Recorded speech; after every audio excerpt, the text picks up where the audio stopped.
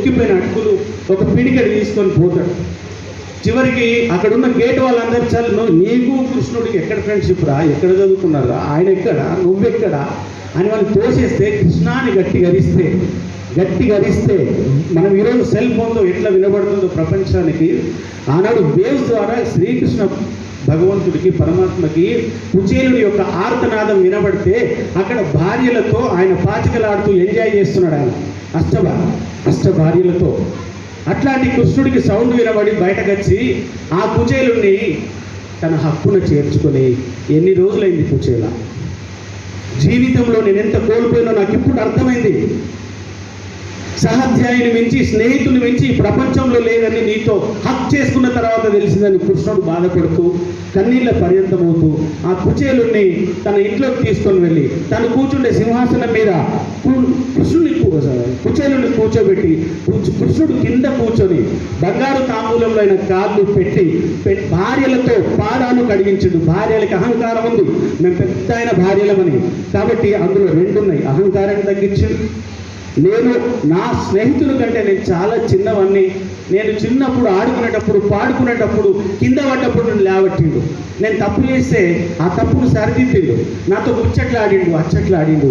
ఆనాటి జ్ఞాపకాలు నేను ఇట్లా మర్చిపోతా అని చెప్పేసి కృష్ణుడు కన్నీళ్ళ పర్యంతమవుతూ ఆయన పాదాల యొక్క నీళ్లను తన నెత్తి మీద చల్లుకొని ఆయన తెచ్చి నువ్వేం తెచ్చినావు నా కోసం అంటే నేనేం చేయాలి అంటాడు. పేదోడా, మురిగిపోయిన అటుకులే, అది ఇవ్వడానికి సాహసం రాదు. అయినా సరే అందుకే కృష్ణుడు నీ దగ్గర ఏమో ఉన్నాయని చెప్పేసి గులగుల చేసి ఆయన దగ్గర ఉన్న అటుకుల్ని ఒక ముద్ద తినగానే ఇక ఏం జరిగిందో మీ అందరూ తెలుసు. బంగారు ఇల్లు, బంగారు జీవితం ఇవన్నీ అయిపోతుంటాయి. అంటే ఆ రకంగా నేను అనేది మీరందరి దాంట్లో కూడా ఒకడు కుచేలుడు ఉండొచ్చు, ఇంకొకడు కృష్ణుడు ఉండొచ్చు.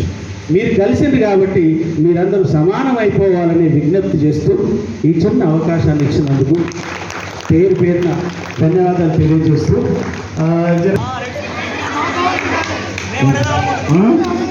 మైక్ ఉంచుకుంటున్నాను. పద్యం పాడాలా?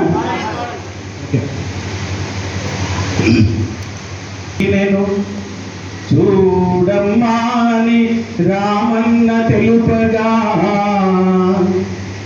ఏదన్నాని నొరు చూపు మనగా చూపితివట నీ నోటను నిన్న యశోదకు తాపము నశించి జన్మధన్యతగాంచున్. ఆ రోజు యశోదాదేవి యొక్క జన్మ ధన్యమైంది. మిమ్మల్ని చూసినాక మా జన్మ కూడా ధన్యమైందని తెలియజేస్తూ ముగిస్తున్నాం. ఎస్ఎస్సి 10th బ్యాచ్ 22 సంవత్సరాలు కలుసుకోవడం చాలా ఆనందంగా ఉంది. చాలా రాంపూర్లో ప్రోగ్రాం చేయడం, అందరూ దూర ప్రాంతాలను కూడా ఆడవాళ్ళు మరియు మగవారు కూడా చాలా దూరం నుంచి కూడా వచ్చారు, విజయవంతం చేశారు. దాదాపు 80 మందికి 65 మంది హాజరైనరు. మిగతా వారు చాలామంది బయట ఉన్నారు, వాళ్ళు రాలేకపోయినరు. వచ్చి విజయవంతం చేసిన ప్రతి ఒక్కరికి పేరు ధన్యవాదాలు చేస్తున్నాం. ఇలాంటి ప్రోగ్రాం ఇంకా మళ్ళీ చేసుకోవాలని కోరుకుంటున్నాను. Thank you. ఈరోజు పూర్వ విద్యార్థి సమ్మేళనంలో మా ఎస్ఎస్సి బ్యాచ్ వాళ్ళందరూ హాజరైనారు. మా సార్ గారు, మనోహర్ సార్ గారు, ధర్మేందర్ సార్ గారు వచ్చి మా ప్రోగ్రాన్ని విజయవంతం చేశారు. ప్రతి మహిళలు మేమున్నాం. ప్రతి మా బ్యాచ్లో ఏ అవసరం పడ్డా, ఏ క్లాస్మేట్ వాళ్ళ ముందుండి అందరికీ సాయం చేయాలని ప్రతి ఒక్కరూ, మగవాళ్ళు కానీ ఆడవాళ్ళు కానీ, క్లాస్మేట్ అంటే ఒక పవిత్రతగా ఎదుగున్నాం. చిన్నప్పుడు పూర్వ విద్యార్థులం.